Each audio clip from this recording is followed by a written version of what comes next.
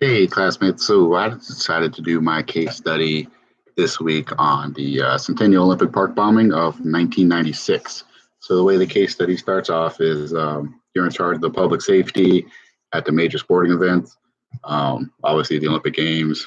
Um, so it talks about that there's several different venues. Obviously, all the arenas, there's different arenas in play. There's different open areas.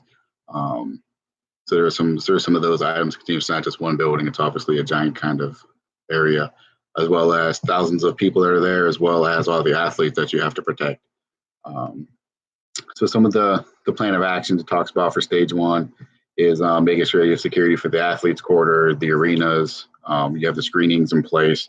You have the open air areas in between all the venues. How do you corral those people and kind of do screenings and stuff like that for those people there and kind of limit your exposures there. Some of the resources you should have on hand. I think some canine teams, um, as well as you see in New York City all the time, the elevated platforms that you can kind of see from closed circuit TV with like kind of the facial recognition software. That's kind of a big thing. Nowadays, you can probably include drones with that kind of stuff with it as well. SWAT team, hazmat team, bomb squad all on standby, as well as medical teams on standby. Um, some form of ID credentialing and badge credentialing screening for the different venues for people to go into, as well as barrier placement where you can kind of corral people, you can corral vehicles. You can have kind of a giant barrier between the front door of the building and where people can actually gain access to it to prevent for like car bombs and stuff like that. One thing to talk about obviously would be coordination, the liaison for each of the departments that you want to work with from your local, your state, your federal groups, as well as have somebody there that can actually make decisions, can get information quickly from. And obviously, the big thing is using the same type of communications, interoperability. That way, we can talk to each other, make life so much simpler that way. Um, and then talks about stage two. A backpack is found about 12:30-ish hours. Obviously, the next plan, once you find an unattended backpack, is to evacuate the area, notify, request a bomb squad. You can also notify if you have the canine sniffing teams, have them come by, and that way they can sniff the area for secondary devices or other devices. Um, you can also have your communications teams kind of start looking back through some footage, see if they can track down who dropped the backpack, when it was dropped, um, and kind of go back that way. Obviously, secure the area. Don't let anyone into the area, and try to get all the other people out of the area, um, as well as looking for suspicious persons, people that are trying to maybe just kind of him and hawing around, maybe people that don't really want to leave, things of that nature. Um, Stage three, you get the phone call that the bomb's going to go off in 30 minutes or so.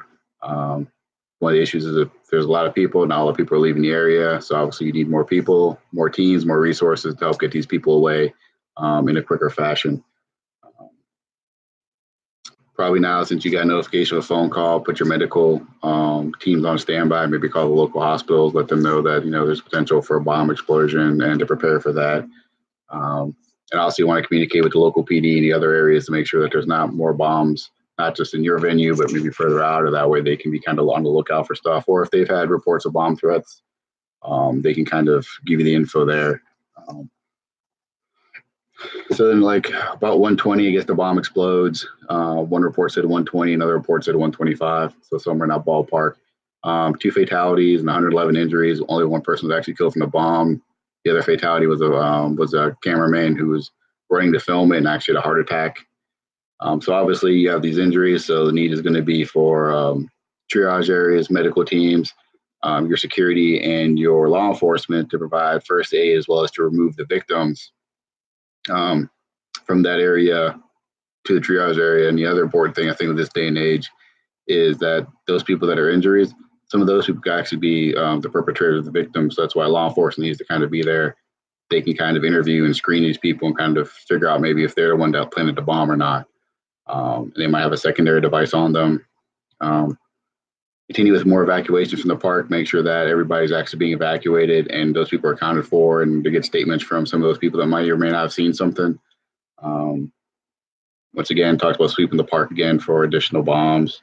Um, so some of the key issues that it has is that I guess the open area, I remember seeing it on the news I guess where the open area was, it really wasn't crowded. There really wasn't a one way in, one way out kind of thing. So there was no screening posts and stuff like that there, which nowadays you see the screening stuff, you see the metal detectors, they have the bomb sniffing dogs that kind of walk around, the temporary checkpoints set up periodically throughout the open area venue.